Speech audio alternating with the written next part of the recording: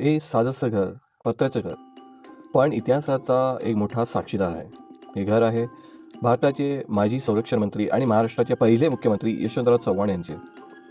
सातारा जिल्ह्यातील एक छोट्याशा देवराष्ट्र या गावातलं हे घर आजही त्या जुन्या अवस्थेत अजूनही उभे आहे. या घराने भरपूर काही पाहिलं आहे. दरिंद्याचे चटके घेतले आहे, संघर्षाचे दिवस, पावसाळे, उन्हाळे, हिवाळे या सगळ्या ऋतूंचे त्यांनी अनुभव घेतला आहे.